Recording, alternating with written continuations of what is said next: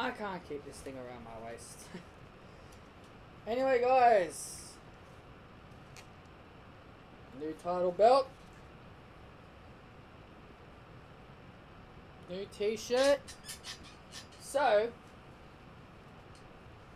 I'm going to sit this bad boy on my shoulder while we run through the Super Showdown review. And before we do start the review,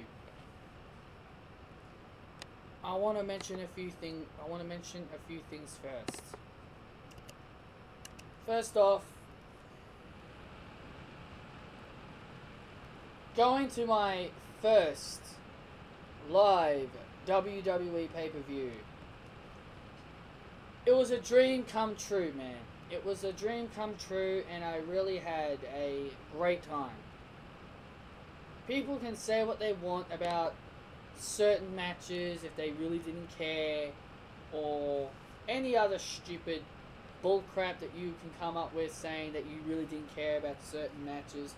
Yeah, sure, I might not have cared about certain matches, but I was there to have fun. I was there to have fun. And that is what I wanted to do. For once in my life, I wanted to forget about the whole creative booking and all that other crap. Sit down in my chair and have a hell of a good time. And that is what I did. I was there to have a good time. I wasn't there to rage at Samoa Joe tapping out. I wasn't there to complain about the creative booking. You know, I wasn't there to do that. Sure, I picked up a few things that might have been bad about the show, but overall, there were more positives than negatives. And that is what I'm telling you guys. And everybody keeps bringing up that the Super Showdown, you know, is like a WrestleMania. Of course it's not a WrestleMania. Of course it's not a WrestleMania. It's a special event. What? What do you want? What do you want the stage to look exactly like a Raw and a SmackDown? Seriously, I mean, I've been hearing people complaining about how the Super Showdown, you know, its stage setup looked more like a WrestleMania. Are you kidding me? It was a WrestleMania for us Australians, yes. But that doesn't mean it was WrestleMania. That doesn't mean it was WrestleMania. If our stage looked exactly like a Raw or a SmackDown or a casual pay-per-view that they have in the USA, then we wouldn't be impressed. We wouldn't be impressed. Of course they're going to make a great stage and a great stage setup for us Australians. You know? So of course they're going to make a good stage setup. It was nothing like WrestleMania at all. So that's what I wanted to say about the stage. It was brilliant. The stage setup looked really good. At first I thought it looked like a house show. You know, like the stage, I thought it looked like a house show. But I totally forgot house shows actually show the actual Titantron, not what WWE do now. Just by having, you know, what they do on the big screens on Raw and SmackDown. So that was the one thing that was different. Yeah, as you guys can see, new t-shirt, belt, and the program book is right here. I was originally going to show some of this to you guys, but I thought that would just make the video too long. So I thought I'd just get on with the review. Also, fun fact, me and my dad, we got there just as the show was about to start. You know, we left at 5:30. We had our dinner. No, not 5:30. When did we leave? Around 4:30. We had our dinner. We had an early dinner, 4:30, and we were off, and we got a train to the city, and by the time we got there, it was like 6:30. Yeah, 6:30. The 30-minute pre-show was on, nothing really was going on, so it really didn't bother us. So I got some merchandise. I picked this up and the book up at the start of the show. I was originally going to get an Iconics t-shirt, but they were all sold out. Very upsetting. I wasn't upset like crying my head off. I was very disappointed. So I got this at the end of the show. Face that runs the place. AJ Styles. So I got this at the end of the show. I asked any of the other places did they have any Iconic one left, and they didn't have any, so I got an AJ Styles one instead. So anyway, I'm not complaining. I got a new shirt. That was kind of the one I was going to go for, even if I didn't get the Iconic one. So yeah, let's run through the show now. It's been 6 minutes in the video and I haven't talked about the review yet. Anyway, let's talk about the pay-per-view itself. The show started off with the New Day versus Cesaro and Sheamus. Not really the match I expected to start us off. I was kind of expecting either cruiserweights or maybe one of the singles matches, but either way, this was a fine opening match. It was a decent match. New Day got the victory here over the Bar. And I don't know. It's like I said in my predictions. There's no really any other team that the New Day are going to lose to. If the Bar, like, who are they? Like the Bar. To me, I feel like the Bar is the only team that could beat the New Day. So now that the New Day have beaten them, who's left for the New Day? So that's the other. So that's the thing. That's the thing. I'm trying to figure out there, but. Either way, the New Day got the win. They retained their tag team titles. Next match was Charlotte Flair versus Becky Lynch. They made a boo-boo here. Well, in my opinion, this was a boo-boo. They had Charlotte and Becky make their entrance, and then they showed that long-ass promo package of the build-up to their match, which they really should have showed that first and then their entrances. That's just a little thing they could have fixed up there. Charlotte Flair does win by disqualification. I did say Charlotte wins, but I didn't say by DQ.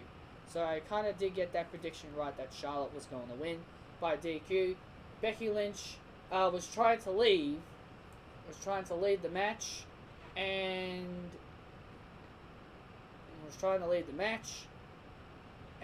Charlotte grabs Becky. The title was like laying on the ground. When Charlotte put her in the figure 4, Becky picked up the belt and then like flinging it at Charlotte to cause the disqualification. So Charlotte wins by disqualification. Becky is still the SmackDown Women's Champion, and people were really booing the hell out of Becky when she got the DQ. So maybe Vince McMahon has finally found a way to boo Becky. Maybe. Or maybe it's just the Australian people. I don't know. Elias and Kevin Owens, man, I'll tell you what. It was pretty hilarious. They really grabbed the knife and dabbed it right where it hurt. And because my dad is a Collingwood supporter of the AFL Football Club, Elias brings up that he said that he got a call from Mick Moldhouse, and he said that Mick Moldhouse told Elias that Bobby Lashley and John Cena are going to choke just like Collingwood did last Saturday. I had to laugh at that, and then my dad got really angry. It was so freaking funny. It was so funny. It was just hilarious. Bobby Lashley and John Cena get the win here, obviously. And what the hell is that new move that John Cena does? Puts his hands like this and then bang. Like, are you kidding me? Is he trying to be like Karate Kid or something? I know he's been living in China. For the past few months, but Jesus, that was very weird. But yeah, John Cena, he cut a promo. He was the only one that cut a promo. I thought there would have been a couple of people cutting a promo, but he didn't. Well, John Cena did cut a promo, and then he left, which was pretty good to me.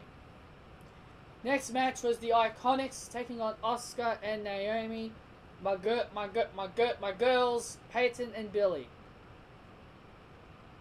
They get the victory here, which is great. I'm very happy Vince McMahon made that decision to give them the victory, because their families were there watching as well, because I saw their backstage interview afterwards. And Asuka dancing with Naomi. You know, I've got nothing to say. I don't think any of us care about Asuka anymore. Like, if anybody still cares about Asuka at this point, jeez, I would be amazed that you would even remember what she's done in the past. Does anybody even remember what she's done in the past these days? Oh yeah, she was the longest reigning NXT Women's Champion. Well, this is not the same Asuka I remember. The undefeated Asuka, this isn't this isn't that Asuka. That Asuka's disappeared. The spirit of the strong Asuka has disappeared. This new Asuka, I don't know who she is. Honestly, I don't really care about Asuka, and neither should you. AJ Styles versus Samoa Joe was the next match, and I can't believe that this match was 5th on the card. This match was 5th. Real big slap to the face to the WWE Championship, which is something I really am not happy about, but because I am the current WWE Champion. But this was a good match. I did enjoy this match. It was very slow, and it was kind of boring. People were getting very bored of the match. You know, people were doing the arm wave. You know, people were doing the arm wave during this match. Like, people were getting very bored. The winner here was AJ Styles. He defeats Samoa Joe by tap out, getting the Samoa Submission Machine to tap out. Which, that really surprised me, because everybody was expecting Samoa Joe to win. So yeah, Samoa Joe didn't win. Now, this is my prediction. This is my prediction. This is what I would do with Samoa Joe after this. Because in my opinion, this should be the end of it. I think this is the end of the Samoa Joe AJ Styles feud. I think they've got one more match at SmackDown 1000, but I think this should be the end of the feud. And what I would do is that I would have Samoa Joe go after Shinsuke Nakamura's United States title. That is what I would do. I would have him go after the United States champion Shinsuke Nakamura and turn Shinsuke Nakamura face. You can turn Shinsuke Nakamura face through Samoa Joe attacking him, and then we can get the old Shinsuke back. The Shinsuke we all loved. Babyface Shinsuke Nakamura. That's what I would do. That's what I would do. To be honest with you guys. Just to give Samoa Joe something to do, that's what I would do. Just have him go after the United States Championship.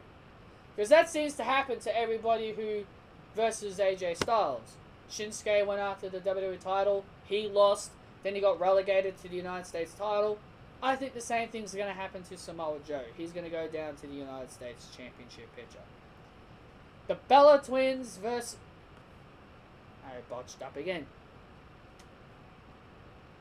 You see, I guess my fandom for the Bella Twins is really making me botch a lot here. The Bella Twins and Ronda Rousey versus the Riot Squad. I was about to say the Bella Twins versus Ronda Rousey and the Riot Squad. Yeah. Yeah, the Bella Twins wouldn't stand a chance if it was 2 against 4. But, you know I made a mistake. The Bella Twins and Ronda Rousey versus the Riot Squad. This one was predictable. This one was very, very predictable. The Bella Twins and Ronda Rousey get the victory here. Ronda Rousey does a double arm bar on Sarah Logan and Liv Morgan. Ooh. Like that is supposed to make me impressed. Like I'm supposed to be impressed with that. I still don't care about the cringiest woman on the planet. And Ronda Rousey is holding that title hostage. She's holding that title hostage. People like to say Ronda Rousey is nothing like Brock Lesnar. Well, I'm terribly sorry to break the news to you guys. She is exactly like Brock Lesnar. Yes, she may show up more than Brock Lesnar. Yes, she may wrestle more than Brock Lesnar. But she's doing one thing that Brock Lesnar does. Hold the Women's Championship captive. She's holding that title hostage. People like Ruby Riott, the Bella Twins, Bayley, Sasha Banks, they're never going to be champion. They're never going to be champion while Ronda Rousey's holding that belt. You know, I'll talk more about that after. I just want to get on with this review. I'll talk more about that afterwards of what I'm trying to say. Because I just want to get through this. Buddy Murphy versus Cedric Alexander. My God, my God, we fans just went absolutely ballistic for Buddy Murphy. I ended up watching it. I ended up watching a bit of it on the network. And when Buddy Murphy made his entrance, you could barely hear the crowd at all. Which was a damn shame.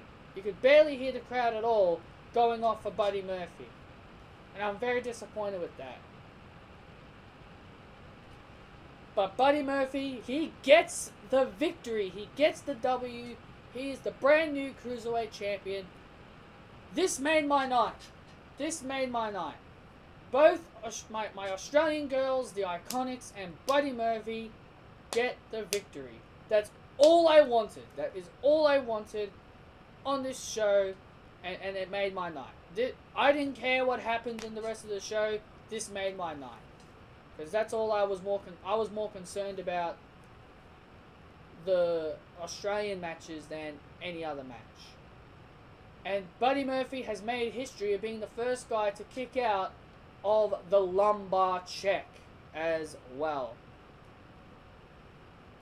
The Shield versus Braun Strowman, Dolph Ziggler, and Drew McIntyre. You know, it's the same old crap with these guys, but if there's one thing that I did see that was different, is Roman Reigns sacrifices himself to save Dean Ambrose and spears Braun Strowman through the barricade, which was a pretty cool moment. And Dean Ambrose was about to get a zigzag claymore, but Seth Rollins comes in to make the save for Dean, and Dean Ambrose nails the dirty deeds for the victory. It wasn't a bad match. It wasn't a bad match.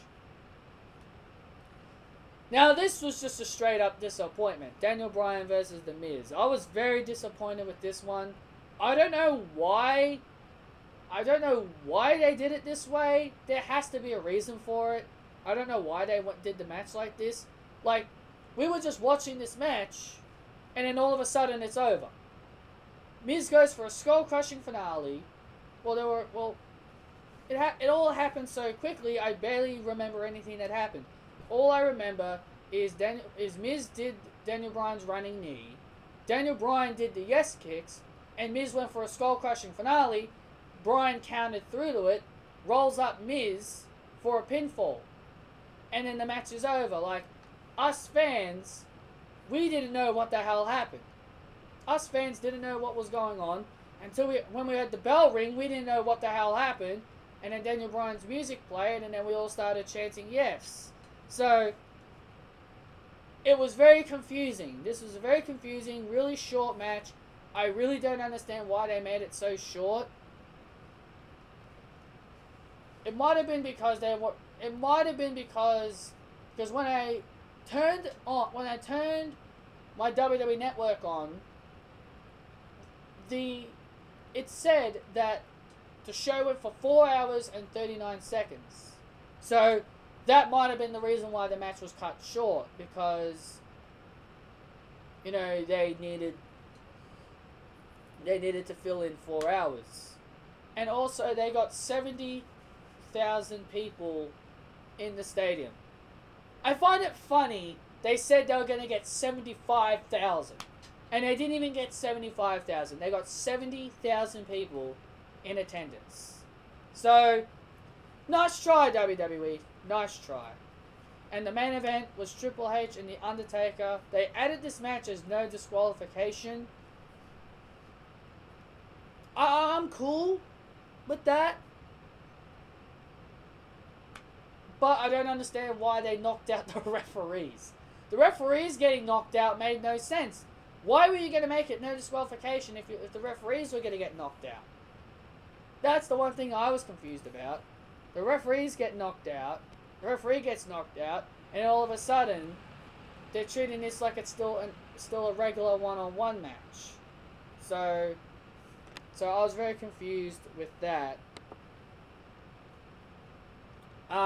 Triple H, he gets the victory here in the same fashion to what happened at WrestleMania 28, where Shawn Michaels did the switch in music, and then Triple H did the pedigree. So, but that didn't win. But that didn't win Triple H the match at WrestleMania 28. But it wins him the match here, and he also uses the sledgehammer as well. And then after the match, they were all celebrate. All four men were celebrating together. Pyro was going off, which is great that we got pyro. And then all of a sudden, Undertaker and Kane attack Triple H and Shawn Michaels, and this is going to be leading in to their match at Crown Jewel. That's basically it. It's going to be leading into their match at Crown Jewel. AJ Styles versus Daniel Bryan will be taking place also at Crown Jewel. And also for Evolution, they have announced that Ronda Rousey will defend her title, but they don't know who against. Nikki Bella didn't turn heel. Nikki Bella didn't turn heel. So maybe WWE realized that, oh, we shouldn't do Nikki Bella. The crowd won't like it. And besides, there's talks of women's tag team titles. So why... So, and, like...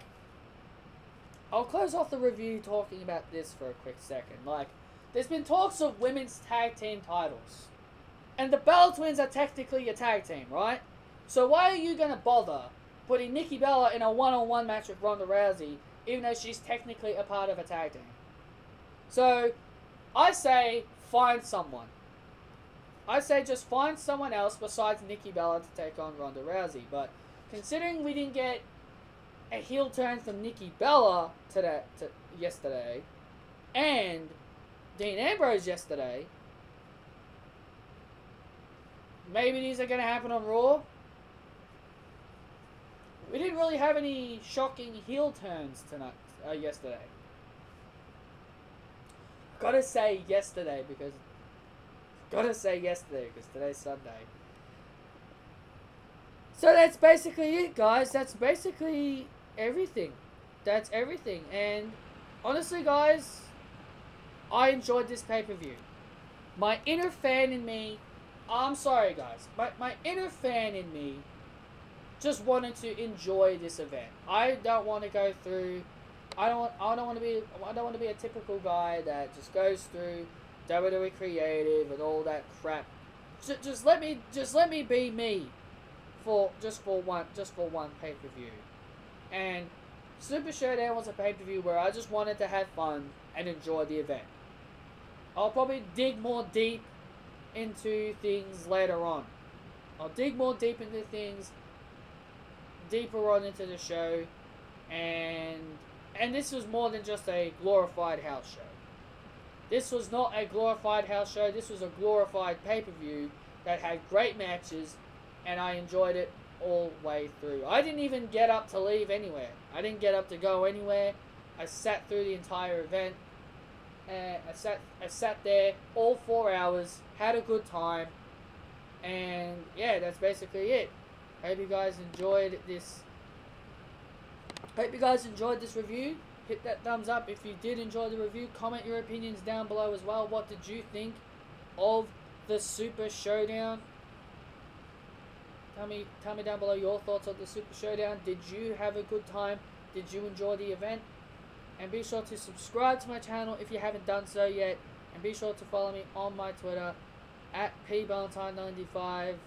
This has been your WWE Champion, Patrick Ballantyne. And I will see you all when I do my Monday Night Raw review. See you guys then, guys.